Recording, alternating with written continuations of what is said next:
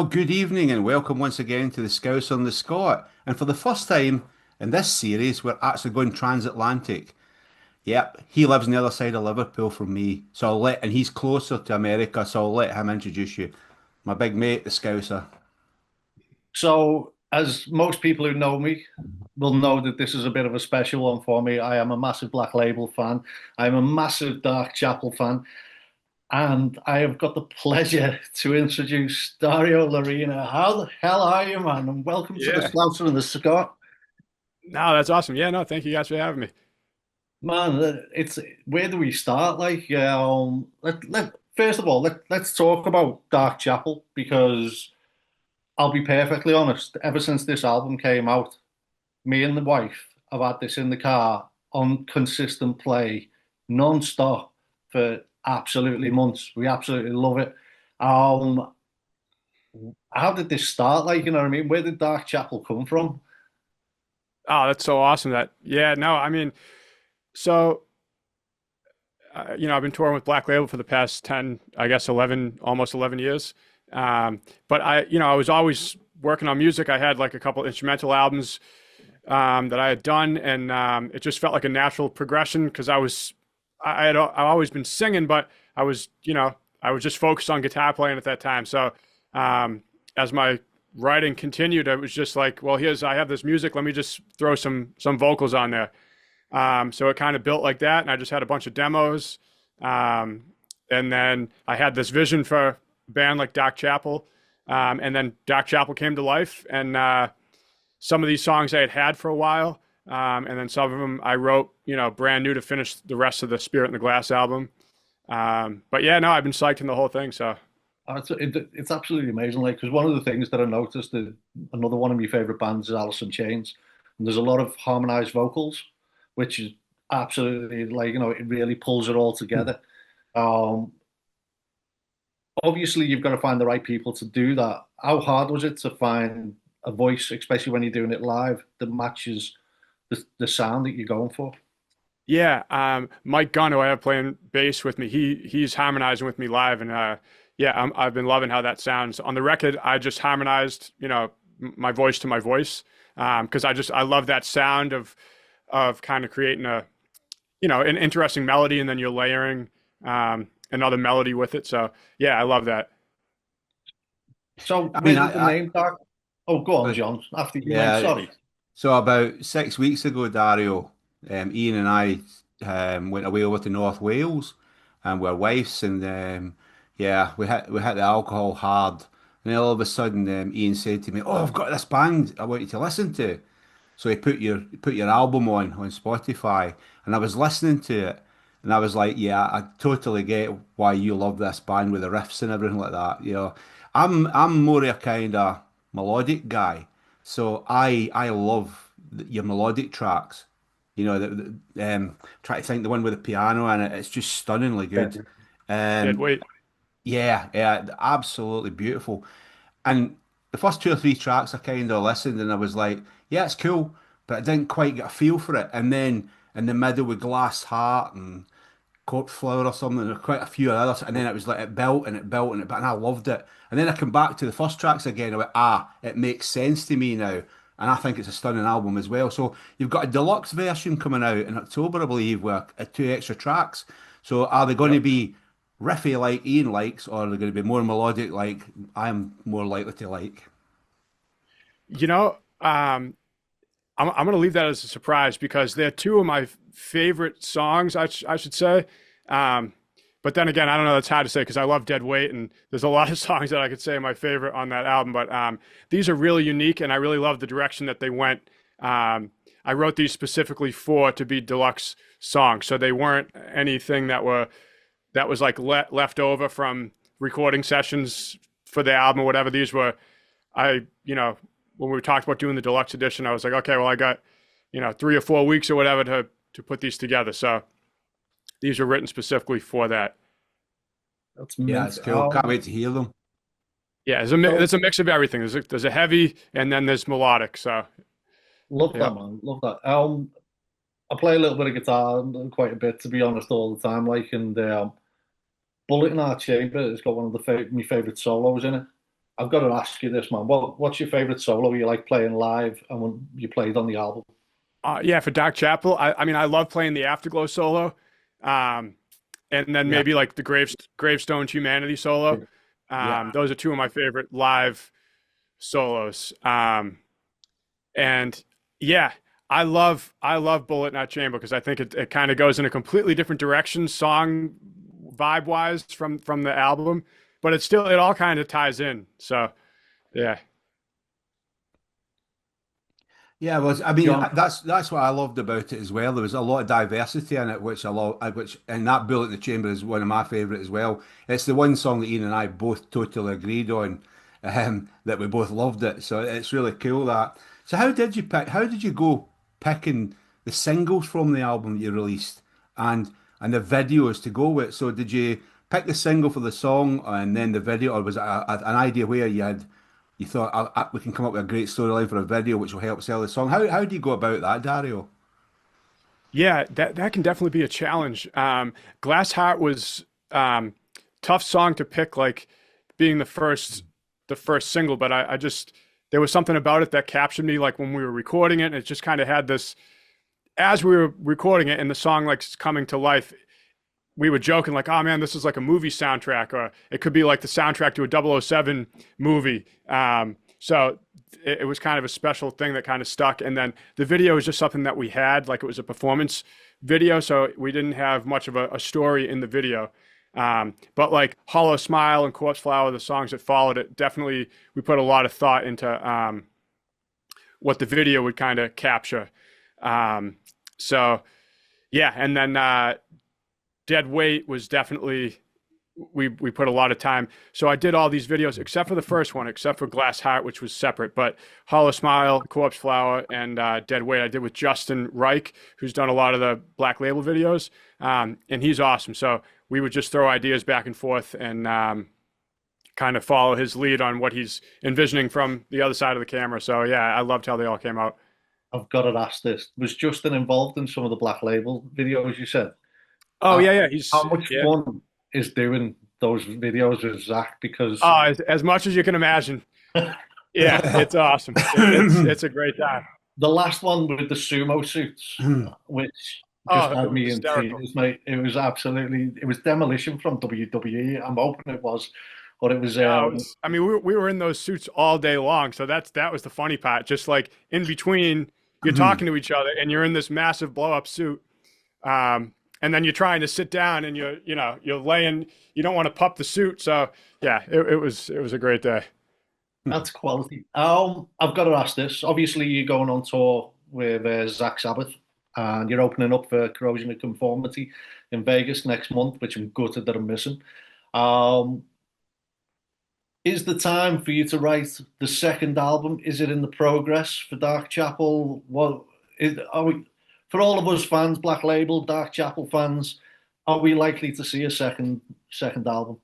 Oh, definitely. I've already have some songs for it. And then I think these bonus songs that are coming out are kind of gonna give a little bit of a taste of what that direction will be. But yeah, I have some special songs that I've just have been working on that I'm ready to get into number two. So definitely that'll definitely be coming. New Black Label will be coming. But yeah, Dark Chapel is gonna continue on. I was going to ask you about Black Label a little bit because obviously Zach's out with Pantera at the moment as well. How difficult it is to obviously I know Zach will send you the tracks, you write your solos over them, stuff like that. And I know Zach's the writer for I think Yep. correct me if I'm wrong, like you know what I mean, but he does do the majority of the song and he Yep. asks you to join in. How difficult is it to actually like pin them down? So he's out with Pantera at the moment. How do you learn the tracks? How does he send them over to you? What's the process? Yeah, once he gets them all written and the guys get them recorded, and then he has the solo sections for me or whatever, he just sends them over to me. And it's usually like a batch at a time. It's like two or three at a time, and I'll knock those out. And then that's how this process has been going because he's been definitely busy doing a lot of different things. So I just did one a couple weeks ago, and yeah, we're just banging them out as there's time to do it. But that's pretty much the process. And he'll send me videos of like this is the kind of the harmony section. So he'll show me what's being played, or he'll just tell me, in the session, like this is, you know, here's the empty spot for your solo, and then here's my solo, and we'll go back and forth, and we'll finish with this harmony or octave thing at the end. Um, Pretty simple process, actually. How long does it take you to? Because going to the live Black Label, and sorry, John, I'm going off That's kilter all a right. little It's bit. fine. I've got to, because you're talking about the harmonies at the end on the guitar solos. I've been to see Black Label multiple times, and I've seen you shred standing next to each other, guitars behind your head, Yeah. absolutely shredding like anything. I've got to ask you, how much practice does it take to get that right? Because people will be asking. It's not obviously it's part of the show and stuff like that, but there's got to be somewhere where you practice it. That just kind of became a thing. One night it was just like, hey, let's do this together, and then we did it. And yeah, it just kind of happened live, and what happened live just became the The thing norm. that's happening all the time. So there wasn't really a thought out, practiced routine to it. It just became what it is. I figured out a couple licks that work, and then those ones stuck for me. But yeah, it's kind of an organic thing. No, that's cool. John, go for it, mate. So basically, I used to sing with bands back in the day, Dario. So we're talking late 70s all the way through the 80s. And in those days, if you wanted to record anything, you always had to book a recording studio. Well, I work with lots of bands now, sort of like mentoring them and managing them to a degree and doing stuff like that, grassroots bands. And a lot of them now have home recording studios set up and they do it all there. Then they're just going to do maybe the vocals and the drums in the studio. Do you do it that way for Dark Chapel? Do you have a home studio? How and what's your setup if you do? Yeah, so I like to record everything, real, with real amps that are mic'd and real drums, and I try to, I like to use as much real outboard gear as you can use. So I'm set up here to do guitar stuff. So I have preamps, I have my API preamps, and I'm just running that into my Universal Audio, which goes into Pro Tools. And I have a cabinet that's mic'd up with three different mics, and I'm set up to do guitar stuff.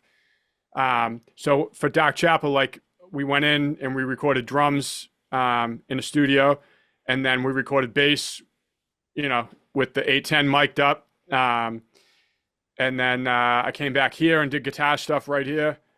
Some rhythm stuff I ended up doing in the studio because they had a similar setup. And then vocals I did in another studio that had a nice mic with real compressors. And then yeah, that's how I like to do it. And then for Black Label, I just do it from right here with my setup that I have. But everything's real preamps and mic in a cabinet. You send the raw WAV files over to Zach, and obviously he'll get his engineer to Yep, process it like so. yep. That's pretty Well, cool, man. at least, at So least, at least part of it's like how we used to do it. I'm glad there's some sort of you're still making up speakers and things like that. I had this dread that it was all like totally different nowadays, and you didn't. Yeah, I suppose you can do it differently as well, but yeah, I'm glad to hear that there's still some legacy still that I can recognize. So that's cool. Yeah, I mean, something I just love that, and I love that sound that it gives. It ends up with the same product, but I love knowing that, no, that was my actual amp, whether it was, whether it sounds any different or not than a modeler. I love knowing that, no, that was the 800 with the three mics that I tried to dial into the speaker with the flashlight. And if that means anything, I don't know, but I like it. what I've got to ask you this: what do you think of the things like Helix and Kemper. oh yeah, the Kemper? What are your thoughts on them?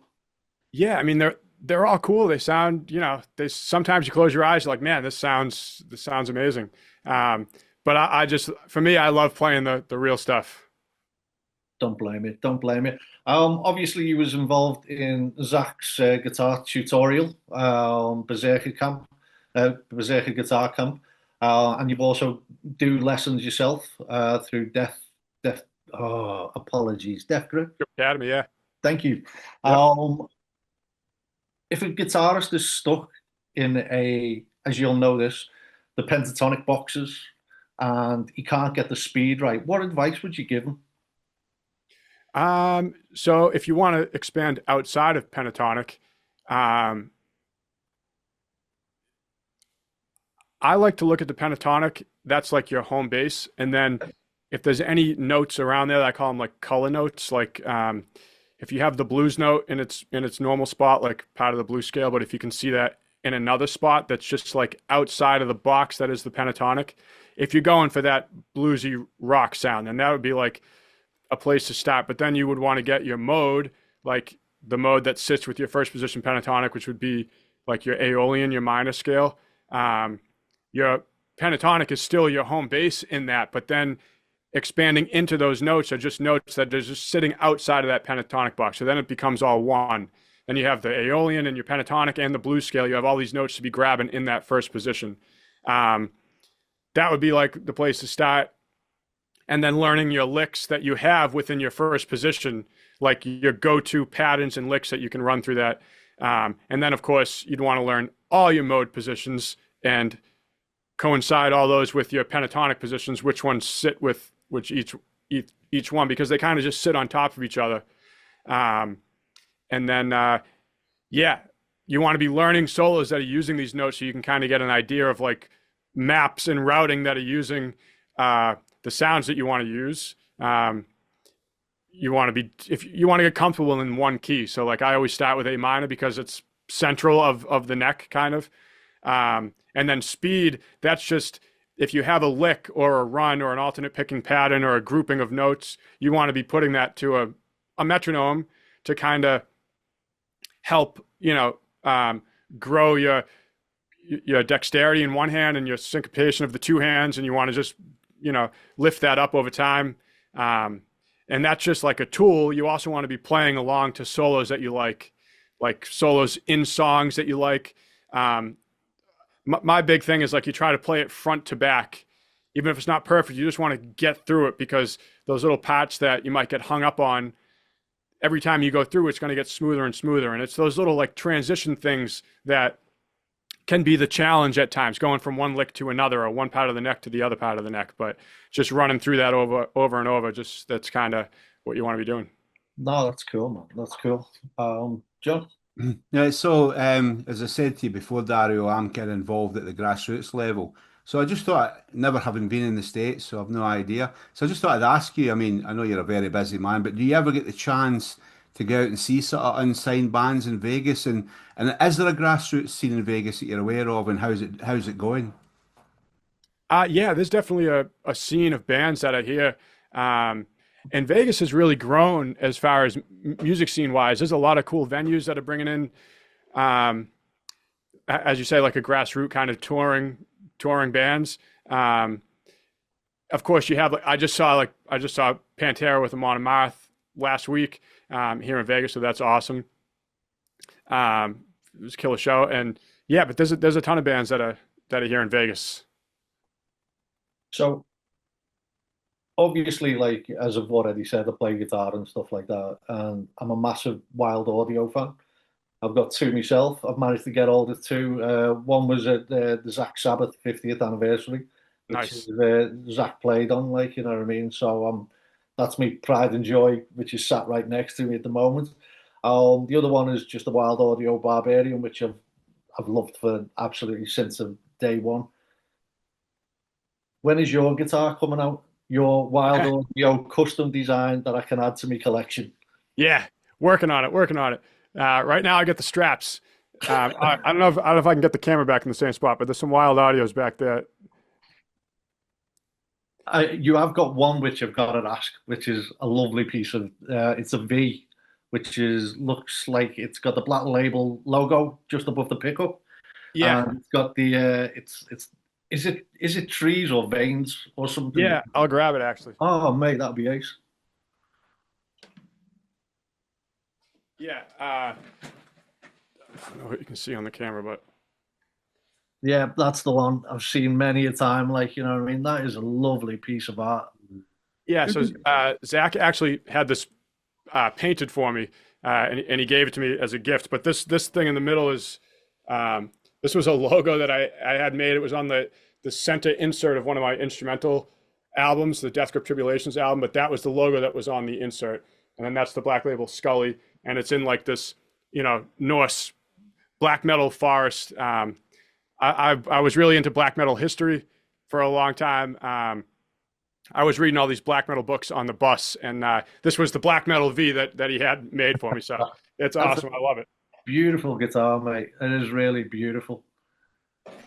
So So you live in can we Vegas. You expect live to in see? Vegas, bud. So have you been to the Sphere? I haven't been inside yet. I've driven by it many times. It's on one of my routes, but no, I haven't been inside yet. Is it somewhere you'd love to play?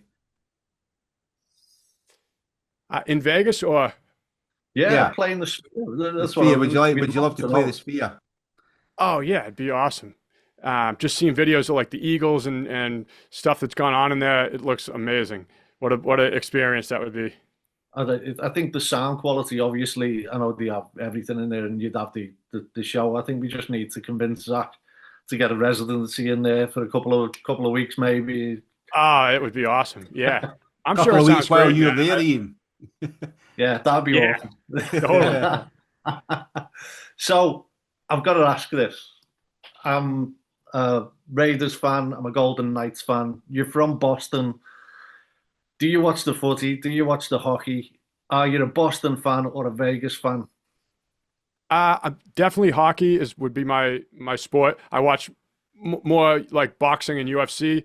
Guys? But yeah, I mean, Boston teams through and through. So it's definitely Bruins, Patriots, Red Sox. But living here in Vegas, the Knights have been a blast, and they came out of the gate so awesome those first couple of years. So that was a great time. I was actually watching the Stanley Cup at Circa, which I don't know if you've been to Circa, but it's like it's this a newer hotel down on Fremont where they have this awesome sports book with all these Yeah. screens, and then they have a pool outside that has all these screens everywhere. So it was a blast. But I was there when they won the cup, so that was a lot of fun. And yeah, I enjoy it. I love hockey.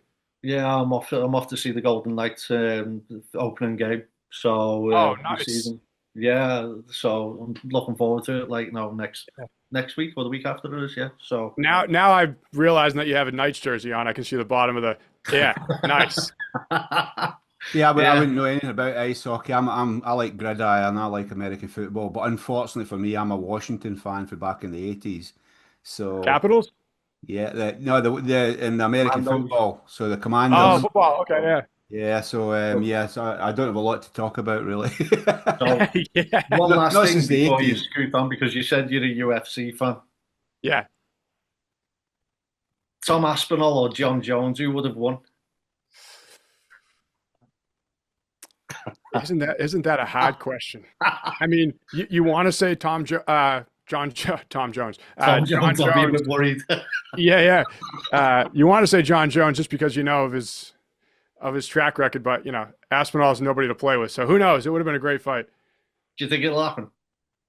Uh I see like ESPN teasing like that as a White House card. So who knows? But yeah, they're posting some funny stuff about that. Yeah. It's gonna be an interesting one. Go on, John. So outside of your busy life as a guitarist and frontman and everything else that you do, how do you relax? What have you got any hobbies? What do you do when you're relaxing? I like to be outside in nature, like Mount Charleston here in Vegas is a lot of fun to go to. I mean, when you're in Vegas, you feel like you're in the desert. When you go to Mount Charleston, you could be anywhere. You're just up in the mountains, so it's really nice. But I mean, for me, everything is pretty much based around music, one way or the other. So, um, yeah, especially right now, just getting everything rolling. So when did you move from Boston? I moved here when I was a teenager. My family moved here around 12, 13 years Right. old, and we lived outside of Vegas. But yeah, that's when I came here. Do you ever go back to Was it a Boston? culture shock moving? Because I'd never been to the States, and I always kind of thought that Boston was kind of more anglicized. Sort of like the Irish thing and all that, sort of more English. And then obviously, was it a bit of a culture shock for you moving across? Uh, yeah, especially at that age, it was definitely, you know, Mm. huge difference feeling wise between the East Coast and the West Coast, especially as a kid in middle school. So it was it was a cool change, but it was definitely a big change. So I definitely noticed the differences for sure. So, if you could go for a beer with anyone, dead or alive, who would it be and why?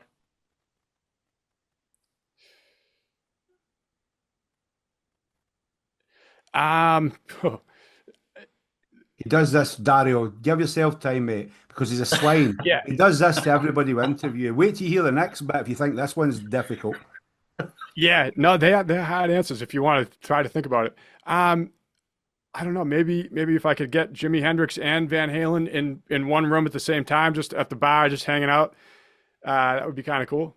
I'd That say. would be that would be Yeah. pretty sick, wouldn't it? Yep. And as John says, this next one, please don't hate on me, man. You know No, what I do mean? please This hate on him, next Dario, question, because he's gonna mess your head up here, mate. And yeah. I've had people cussing at him because of this. It, it, it, so please don't shout at me. It's called Winner Stays On. We've been doing it for ages now, and some of the people have been calling me for everything for making them pick between two people.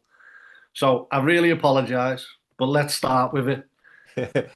Eddie Van Halen versus John Petrucci. Who's the For better? me, it would be Van Halen.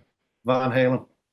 Eddie Well, Van Even though Halen. I loved both. Those were two of my like major influences when I was young and coming up, and I loved Petrucci as much as I loved Van Halen. But Van Halen was what hit me in my ears when I was first learning. That was like, this is magic.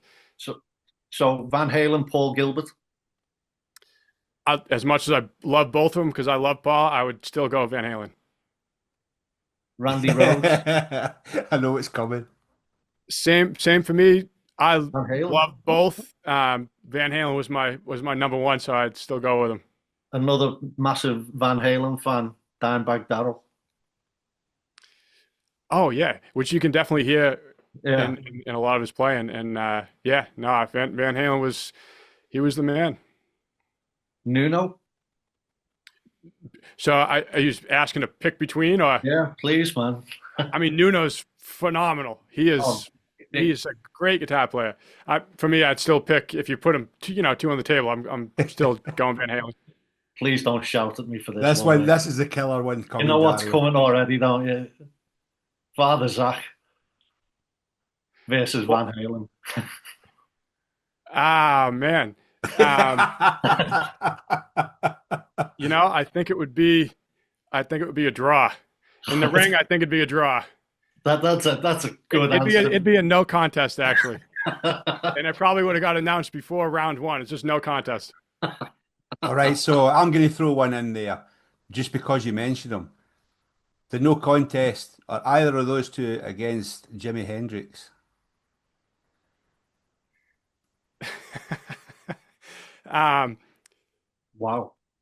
what do they call it in wrestling? Like, when they all come out, A Royal cop Rumble. out. If you don't, Royal if you don't Rumble, think it's yeah. a cop Be like out, a Royal Rumble. yeah. I don't know. I don't think there'd be a winner. That'd be a three-way split, that one, mate. Yeah, I totally definitely. get it. I totally get it. You're quite But right, Dario. I went and saw when I was younger. I went and saw Van Halen when they supported Black Sabbath at Glasgow Apollo in the 70s, and I'd never heard of Van Halen. They came on and they started with Eruption, and I can remember standing there going, "What the fuck is this? What is he doing to that guitar?" And Yeah, and it was the same thing. I mean, I was a bit too young for Hendrix, but the first time my cousins played him to me, I was exactly the same thing. So I know it's difficult to pick between them because they're all iconic because they come along with something different, totally. 100%. I mean, just hearing that him playing guitar. I mean, I was young. I was obviously discovering him later, but I was young when I heard him, and I was just learning how to play guitar, and it was just like a magic what you're hearing, like coming through the speakers. You know what I mean? It was like, how is that guitar sound like that? You know what I mean? It just sounded like not human. did you find that obviously when Van Halen, his later albums, his tone got cleaner, Yeah, it got kind of more rounded and like fuller but he sounded like a rounded, almost like a neck pickup Strat sound. Still sounded awesome, but it was definitely had evolved from the earlier. Oh, 100%. Yeah. To be perfectly honest, one of the, I've got to say this, where Eddie's left off, I think Wolf Van Halen has absolutely stepped into his shoes big time with Mammoth sounding absolutely massive, and he's making a name for himself, but you can still hear the influence of his dad, like, you know what I mean, and hopefully it shines on across like everyone, like, you know what I mean, because Oh, 100%. Yeah, you just know he's a talented guy, you know what I mean? It sounds amazing. definitely. Who, Well, who was who Dario, was the last guitarist that you heard that's not one of the famous ones, like maybe coming through? Who was the last one, or any of them that you've heard that you went, yeah, that is brilliant? Is there anybody that kind of the lesser known lights that really blows your mind away now that's come out in the last sort of 5 years? Um, well, Jared James Nichols is such a great guitar player. he's Um, quality. Yeah, so he's phenomenal. But I mean, there's a lot of guys that are coming up. I mean, just a bunch of people on Instagram that I might see one time, like that kid's amazing, you know what I mean? Mm. So yeah, there's a lot of great players out there. I've seen that, and I've got to ask this. You're on your Instagram, you're playing your Dark Chapel, you're ripping out on your riffs, and next minute you put a video of someone playing. Do you actually pick them, or is it your agent, or is it someone who you work Oh, with? like the videos of I'm Yeah, just like jamming with the guys. Yeah, no, they're just posting videos of like playing Dark Chapel songs, and I'll find them in the hashtag, the Dark Chapel Jams hashtag, or they tag me in it or whatever, and then it's like, oh, that's awesome, and I'll just jam along to it. You know what I mean? So yeah, they're just posting them, and I'm finding the videos. mate, that's ace. That's ace. I Yep. have got one more question for you. When are we going to see Dark Chapel come over to the UK and do a tour? Oh man, we're working on it. We'd love to go over there. Um, yeah, just trying to make it happen. Uh, I think we can try and make it happen as well over here for you. We can put a few names in the hat so we can help you out as much as we can. Oh, that'd So be awesome. Yeah, throw them my yeah, way. well, I will ping you. I'll catch up with you after the show, mate, and we'll go through. I'll give you a few names and I'll send them to Giovanna as well. Like, so if that's cool Perfect. with you, mate, Yeah. that is ace. Or if yeah, afterwards I'll give you my email and you Yeah, can that'd send be them over. ace, man. Yeah. Yeah, that'd be absolutely ace. Yep. Dario, from bottom of my heart, mate, and being a massive fan, thank you very much. Please pass me thanks on to Giovanna as well. She's an absolute legend. Thanks for making it happen. And John, over to you, mate. As my big mate said, you need to love this. Thanks, Dario, for coming on because he shared a lot of gold with you all. This is what the show is all about. So, you know what you need to do? You need to follow us, you need to subscribe, hit that button now.